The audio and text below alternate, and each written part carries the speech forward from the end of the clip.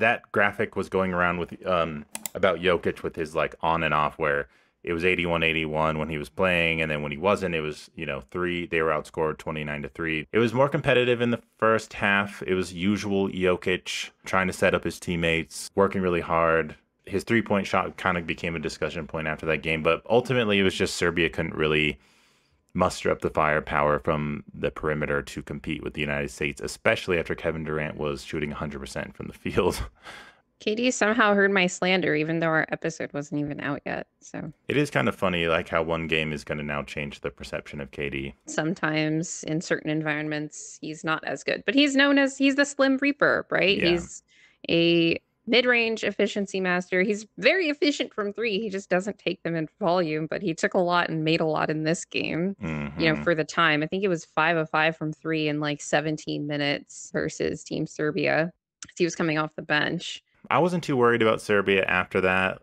I had worried the night before that this game might not be super competitive. They were, I think, really trying to be aggressive with the defense and the ball pressure. Yeah. And it's just that level of play and energy required to stay in the game on defense and on offense, which their best looks were coming from cutting and, Jokic kind of hitting them on back cuts and just like a Steph Curry falling asleep or someone falling asleep and the cut and getting them a nice shot. That's hard to sustain running around that much on offense and on defense. And eventually, yeah, they just couldn't really do it. So I'm a little bit concerned for that matchup if they do end up playing in a final. But I mean, anyone should be concerned about a matchup with Team USA. They are a team full of matchup problems. Yes. It's every star that is on their team there to be the focal point of an offense, there to be the one bending a defense to their will. So they're a matchup problem for everybody. Yeah. You want to see, from a Nuggets perspective, flashes of Jokic looking really great, looking like the best player of the world, which we are getting still. He looked like that in the friendly matches. He looks like that against the USA and especially against Puerto Rico, where size was a huge advantage for Serbia and the rebounding. So I don't know if there's specific Jokic had points. 15 rebounds through 3 quarters versus Puerto Rico today. Yeah. That was a get right game on the glass if I've ever seen one. And it's nice that you mentioned that. He doesn't have quite the same size advantage versus Team USA, but I also thought that because of his positioning, he was also not really in a place to, win all those contested rebounds that he, usually wins, because he wasn't like there to contest them versus Team USA. And it's one of those things that, might be my confirmation bias because it's my sort of pet analysis, but I genuinely think that one of the best ways that you can really hurt a Jokic team is by keeping him off the glass, whether that is dictating where he's going to be on offense with how you're defending him, or off the defensive glass as well by just, being crashing offensive glass more or something. I don't know. Or like trying to pull him out of the paint or something. Right. But yeah, he only had, I think, 5 rebounds in that game, and he played way more than he did versus Puerto Rico. Yeah. But it was also like the lack of like a true size and such. But honestly, I have to give LeBron a lot of credit for that, because he did a really good job of, I've talked about this before with LeBron, like he has to do, particularly when he plays power forward, like he has to be Aaron Gordon basically, right? Just everywhere, athletically, like getting rebounds, boxing out, all of this stuff, and just working really hard to make sure that someone like Jokic isn't able to get second chance opportunities, et cetera. Not that LeBron was really like crashing in for a bunch of offensive rebounds or anything like that, but particularly the defense, it helped to limit Jokic's offensive rebounds by being a good defensive rebounder. And yeah, I don't even want to say that it was the way that Team USA was guarding Serbia that forced Jokic like out of the paint more on offense. Like we've talked about this when it comes to like his 3-point shot and why I don't really think it's that big of a deal. But part of my thing with it is that I don't want him taking a bunch of threes, because on offense I want him inside, because he's going to be available to win all those contested rebound battles for those offensive rebounds on misses that other people have. Whereas when he misses his shot, there's like not a chance in hell that another one of these guys on Team Serbia is going to win the contested rebound from like Anthony Davis, Yeah. right? It has to be Jokic inside there. And I think that's one of the things that really stood out in this game is that they felt like they needed to resort to Jokic needs to go out and shoot these shots. And my problem wasn't that he was missing them, it was that he was taking them in the first place. I wasn't really a big fan of that process versus this kind of team, right? Versus another team where maybe they have a bigger size advantage on the wing, like they did versus like Puerto Rico. I wouldn't have minded as much.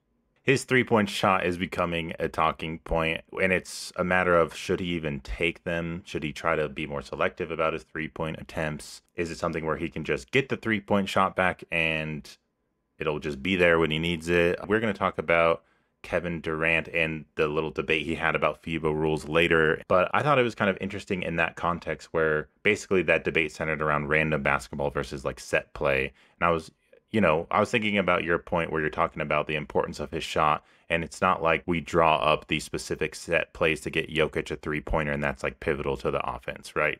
So it's like, Sometimes we do, but yeah. Yeah, But it's pivotal. not often, and I'm like, does his 3-point shot, sometimes it's late shot clock, like the somber 3 over 80 in the playoffs with the Lakers, like that was kind of a late shot clock, and he was like running, and he made that miraculous Yeah, shot, these and weren't that was good awesome. Yeah, shots. These aren't the types of shots that you judge a shooter's ability on. yeah. If his shot's not on, how concerned should we be about it? Because like you said, his work inside's way more important, but if it's there, that's great. That helps a lot, right?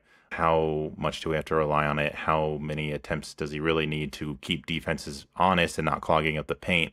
I will say, I think when it comes to his three-pointer, I would just compare it to, like, with Christian Braun, where if he's gonna take them, I would prefer that he take them in rhythm rather than hesitate, Yeah. like sometimes Christian has the tendency to, because it takes you out of rhythm, and that's something that, like, a quote, unquote, "non-shooter" does. Like, I wouldn't classify Jokic as a shooter.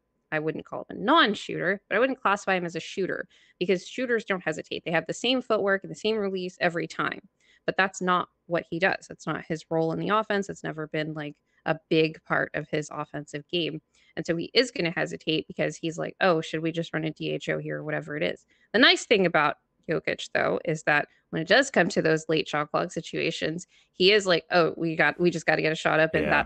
that's sometimes when you get the best attempts Because from you him can't even think because he's about not it. thinking about it. He already knows we don't have time. I just need to get shot up.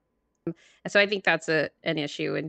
And we did see him hesitate on like a couple of just like a pump fake in the corner where it would have been open, but then he like waited. And it's funny because we're going to talk about the same thing with Jamal in just a little bit.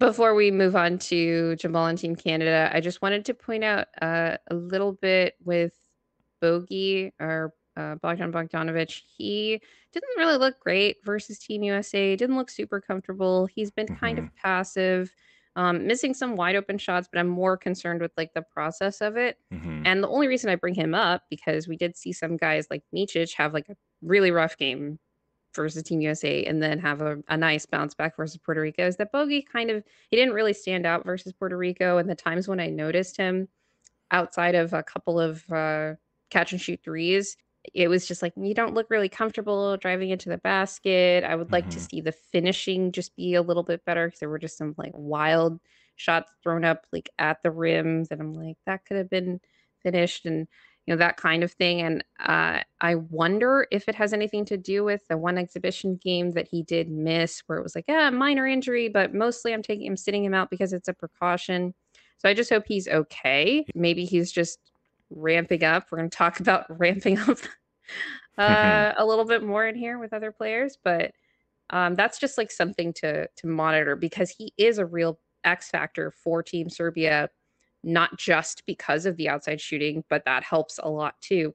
But because he can be a little bit more dynamic off the dribble than I've seen him be in these first two games. And it would be nice to see that because like Voya said, Micic is their best like point guard. And Hmm. you don't necessarily want to be in a position where that's the ball handler you absolutely need to rely on to kind of reach your ceiling. In the USA game, the non-Jokic minutes were a huge problem. Nuggets fans are used to that. And Jokic sat a long time in the third quarter, which was really nice. And he still ended up with almost a triple double at the end of the third quarter. So that was pretty amazing. Milutinov was good when he came in. He got some rebounds. He finished at the rim a couple of times, which was really nice to see because they need that production from him. Whereas he more struggled with that versus US, which is understandable because they have the bodies to kind of defend that in that unit. They have elite defensive players to come in that unit. It's kind of cool for the world to see that, Serbia is probably maybe the second best team in the whole tournament right now, I'd say. So Yeah, and debatably, the can US still yeah, beat the brakes off them. So that just tells yeah. you how good this Dream Team 2.0 is. Yeah, but otherwise, like, you see the same kind of Jokic things you see. You see long outlet passes, you see amazing rebounds, you see some nice post scoring. We're probably not going to put a ton of clips in this episode just because NBC and the Olympics are kind of cracking down on that. And so it may not be up in our YouTube episode right now, but please go to my Twitter and, Grace's Twitter and get her threads on the game. Yes, but please remember to like, subscribe, share, hit the notification bell, all the things on YouTube. We're on Spotify, Apple Music, Amazon Music. If you're listening there, you probably already know that. We're also on TikTok. What's in a game NBA with like periods in between each word. I haven't posted anything there yet, but I'm working on it, okay? And always remember that winning is fun and losing sucks.